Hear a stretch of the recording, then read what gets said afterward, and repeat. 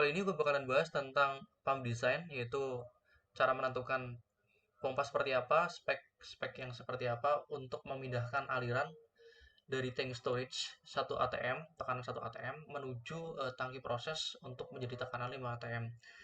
Itu kondisi operasi yang mana PI-nya adalah 1 atm dan PO-nya adalah 5 atm.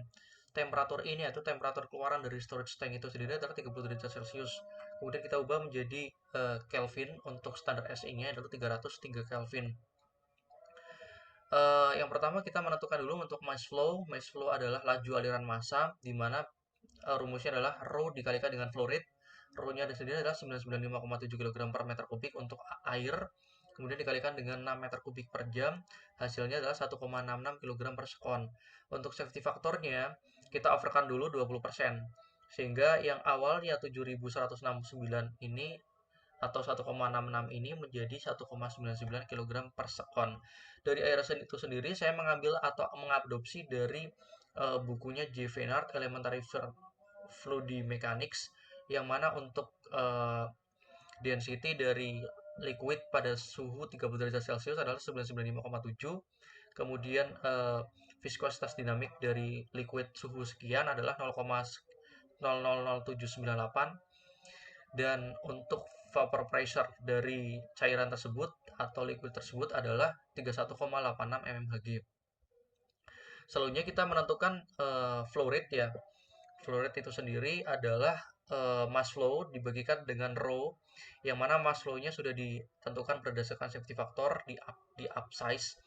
Kemudian dibagikan dengan properties dari fluid itu sendiri, itu 995,7, menghasilkan 7,2 meter kubik per jam atau 0,002 meter kubik per sekon. Kalau dijadikan GPM atau galon per menit adalah 25,8. Selanjutnya kita menentukan pipe sizing ya, karena dari aliran itu sendiri kan selain pompa, pipa itu adalah berperan penting atau koneksinya dengan pipa antara pompa dengan si storage tank atau tangki proses. Yang pertama kita menentukan dulu dari D optimum, yang mana rumusnya adalah 260 kali G dipangkatkan 0,52 dikalikan dengan rho dipangkatkan minus 0,37. Hasilnya adalah 27,04 mili, atau kalau dijadiin ini adalah 1,06. Aku cari standar spesifikasi untuk pipe steel, yang mana base on-nya dari ASTM A53. Untuk menentukan itu adalah kita dapatkan dari NPS 1/4. Kenapa? Karena kita abseskan. Untuk nilainya kan 1,06 in. Kalau misalkan di sini adalah satu saja. Jadi kalau karena hasilnya adalah 1,06, kita lebihkan menjadi 1/4. Kalau 1,5 kan terlalu banyak, jadinya nanti overcost gitu kan. NPS-nya 1/4 in, kemudian OD-nya adalah 1,66 in. Kita ubah dulu menjadi 0,004 meter, sama seperti ID-nya. Kalau ID-nya itu sendiri nantinya akan dipakai untuk menentukan flow dan lain, untuk menentukan kecepatan dan lain sebagainya, karena si aliran itu sendiri kan masuk ke dalam ID ya. Nominal thickness, kemudian transfer area, dan kemudian beratnya. Per meternya adalah per kilogram per meternya adalah 3,38. Selanjutnya kita menentukan determine linear velocity atau kecepatan linear dari fluidanya, dari cairannya, yaitu Q per A 0,002 yang kita dapat dari sebelumnya, determine dari flow rate 0,002 meter kubik per sekon, kemudian dibagikan dengan 0,001 meter persegi atau transfer area dari eksternal. Hasilnya adalah 2 meter per sekon. Kemudian selanjutnya kita menentukan dari Reynolds number ya, yang mana Reynolds number itu sendiri kita pakai untuk menentukan alirannya kira-kira turbulen atau laminer. Kita masukkan RE atau Reynolds adalah rho dikalikan dengan V atau kecepatan dikalikan dengan ID ya. Jadi D-nya itu adalah ID ya, karena yang aliran tersebut bersinggungan langsung dengan ID. Kemudian dikalikan dengan viskositas dinamik dari properties yang awalnya kita tentukan tadi. Terus kemudian hasilnya adalah 998 atau 99.819,55, sehingga relnya lebih dari 2100, artinya si aliran tersebut bersifat turbulen. Selanjutnya kita menentukan dari friction factor. Friction factor itu sendiri itu berkaitan erat dengan Reynolds ya. Semakin tinggi bilangan Reynolds, artinya semakin friction loss-nya juga akan semakin tinggi. karena juga akan membuat si pipa tersebut akan terdegradasi. Terus ada determine dari total friction loss atau sigma dari friction loss itu aku mengacu dari Geng Koplis bukunya tabel 111 yang mana ada beberapa komponen yang memang sebagai konstanta LID-nya untuk sebagai pengali untuk menentukan length ekuivalen. Kalau dari strike pipe vertikal dan strike pipe horizontal kita tidak ada. Kalau di sini kan strike pipe itunya adalah 20 ditambah dengan 10 itu untuk horizontalnya, kemudian vertikalnya adalah 1 ditambah dengan 10 yaitu 11 meter. Kemudian elbow-nya adalah 1, 2, kemudian di sini juga ada 3, jadinya hasilnya adalah 3 untuk quantity dari apa namanya elbow-nya, elbow 90 derajat. Gate valve-nya adalah 35, 9 adalah konstanta yang didapat dari tabel Geonkoplis. Kemudian hasil perkaliannya adalah antara 35 standar konstanta dikalikan dengan kuantitinya dikalikan dengan ID. ID dalam satuan meter, 0,04 meter. Kemudian di sini juga sama yang lain, 9 dikali 1 dikalikan dengan 0,04 meter sehingga kalau di total hasilnya adalah 45,3 meter. Friction losses by strike pipe atau pipa lurus ya.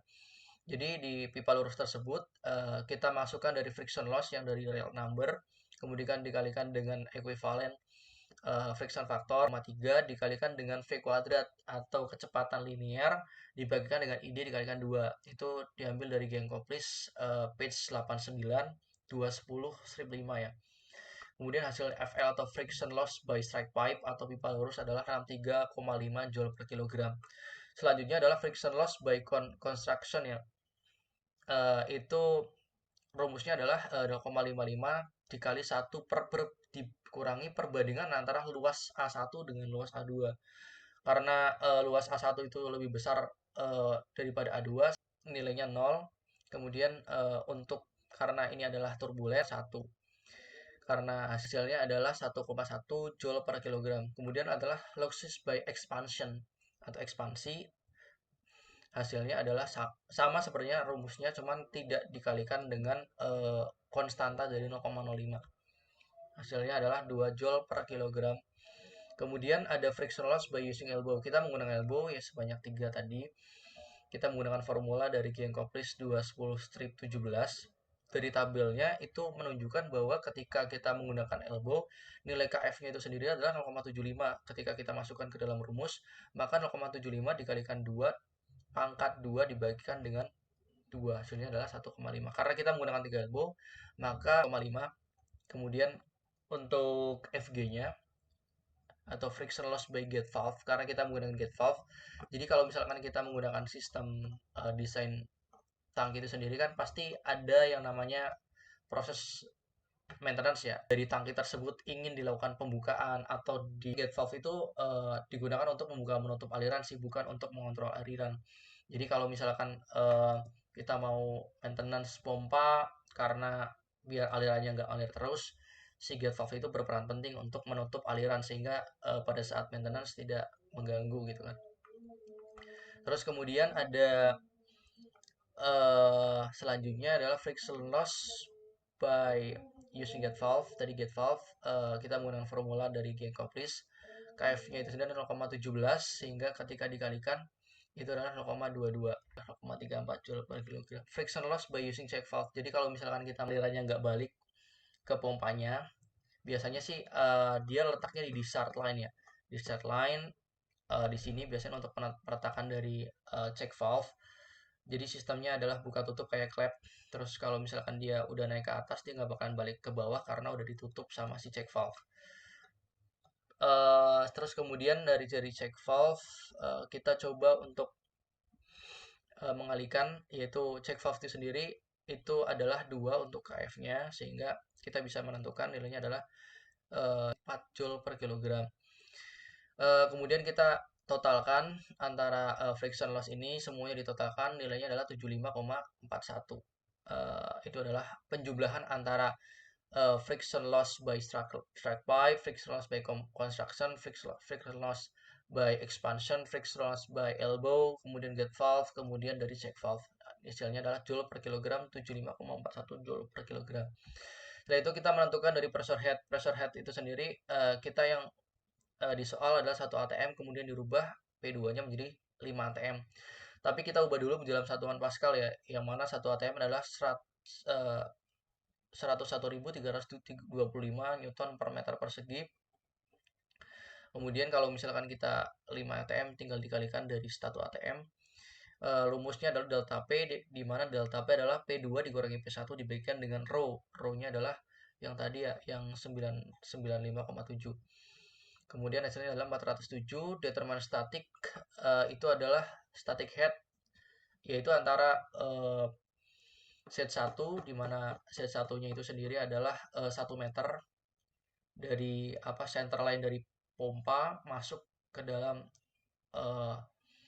tangki keluaran, kemudian didischargekan masuk ke dalam input dari tangki proses, itu sendiri adalah 10. Jadi antara pengurangan adalah 10 dikurangi dengan 1, itu adalah static head ya.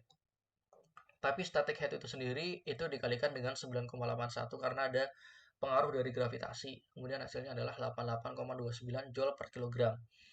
Kemudian selanjutnya adalah head velocity. Itu adalah karena asumsinya adalah kecepatan itu sama antara discharge dan suction, maka delta V-nya adalah 0, maka hasilnya adalah 0. Kemudian kita menentukan dari power atau tenaga dari pompa, yang mana tenaga dari pompa adalah delta P atau head static ditambahkan dengan head velocity ditambah dengan head static ya, pressure head tadi, kemudian ditambahkan dengan friction loss, yaitu berperan penting juga untuk menentukan dari pompa power, sehingga karena yang namanya friction loss adalah rugi-rugi ya, rugi-rugi juga akan harusnya meningkatkan dari kerja pompanya itu sendiri semakin berat, sehingga kita juga harus menentukan pompa powernya itu sendiri dikasih safety factor atau friction loss. Nilainya adalah 570,75 joule per kilogram. Ini adalah pump power atau tenaga dari pompa. Kemudian selanjutnya adalah brake horsepower of pump atau BHP ya. Itu adalah rumusnya adalah dari pump power dikalikan dengan spesifik mass flow ya, mass flow 1,99 dikalikan dengan 570,75 hasil 1136,59 joule per sekon atau watt, kemudian diubah menjadi HP dibagi 745,7, hasilnya adalah 1,25 HP. Selanjutnya dari BHP itu sendiri kan kita ada pompa efisiensinya Tim House halaman 520 itu sekitar 20% atau over, yaitu 1,52 HP dibagikan dengan 20%, yaitu 7,6 HP atau menghasilkan 5,7 kW. Kalau 5 dari HP ke kW itu biasanya dibagi dengan 1,33 ya. Terus kemudian menentukan pompa power, motor power tadi, pompa power. Sekarang kita menentukan dari motor pompa efisiensi. Sekarang ada motor efisiensi. Kalau misalkan pompa efisiensi tadi 20%, pompa motor efisiensi adalah 80%, yaitu pembagian antara BHP pump dibagikan dengan efisiensi dari motor power, yaitu sekitar 80%, sehingga 10 HP 7 kW. Selanjutnya kita menentukan dari NPS-HA sama NPS-HR ya. Karena NPS-HA sama NPS-HR itu nanti juga berguna pompa tersebut akan mengalami kavitasi atau enggak ya. Kalau NPS-HA-nya itu lebih besar daripada NPS-HR, maka pompa tersebut tidak mengalami kavitasi. P1 dikurangi dengan PV atau pressure vapor ditambahkan dengan Z1, yaitu dari suction line ya, suction line dari pompa sentrifugal dikurangi dengan V kuadrat per 2G dikurangi dengan friction loss dibagikan dengan G. Hasilnya adalah 3,55 meter untuk NPSHA. Selanjutnya kita menentukan NPSHR, di mana impellernya sebenarnya kalau misalkan kita menentukan NPSHR itu dari pemanufaktur sudah menentukan kira-kira kalau misalkan NPSHR-nya itu berapa. Jadi kita harus hanya menentukan NPSHA. Kalau NPSHA-nya sekian, kalau misalkan nilainya lebih tinggi dari NPSHR, biasanya kita udah aman, tidak mengalami kavitasi ya. Tapi saya ngambilnya dari picture Colson 56 dan Wells page 133, yang mana untuk impeller yang kita gunakan dari motor efisiensinya, speednya adalah 3500 rpm, Kemudian specific speed-nya adalah 7.900 rpm. Flow rate-nya tadi adalah 0,002 meter kubik per sekon, tapi kita ubah menjadi GPM 25,8. Kemudian hasilnya adalah 2,87, sehingga NPSA itu lebih besar dari NPSA sehingga tidak terjadi yang namanya kavitasi dari pompa. Selanjutnya kita list tabel dari pompa tersebut, yang mana pompa tersebut untuk access pressure dan untuk mengalirkan air water diamond dari storage tank masuk ke dalam tangki proses, dari yang awalnya 1 atm menjadi 5 atm. Material pipe-nya adalah steel SCH40. Kemudian NPS-nya adalah 1/4 in, OD-nya 42,16 dan ID-nya adalah 35,05 mm. Sebenarnya kalau misalkan pipa ya, kadang kalau misalkan kita udah menentukan NPS 1/4, kalau kita beli pipa ya, itu udah otomatis dari supplier ya udah tahu untuk NPS 1/4 itu sudah standar, OD-nya, ID-nya, nominal thickness-nya terus berapa, itu sudah ada gitu kan di tabel katalognya. Kemudian selanjutnya adalah size pump, itu adalah flow rate 0,002 meter kubik per sekon, kalau misalnya jadiin galon tadi 25,8 GBM. Terus untuk powernya adalah 571 joule per kilogram. BH pump atau brake horsepower pump adalah 7,02 HP. Motor powernya adalah 10 HP. Jadi kalau misalkan kita menentukan kira-kira pompanya itu speknya berapa sih? Oh, motor powernya adalah 16 HP dengan flow rate-nya adalah 0,002 meter kubik per sekon. Pompanya adalah 7,6 HP, 62 HP. Jadi motor powernya itu lebih tinggi daripada BHP dari pumpnya, kapasitas speknya. NPSA-nya 3,55 dan NPSA-R-nya 2,87. Oke, terima kasih. Itu penjelasan dari gue tentang pump selection.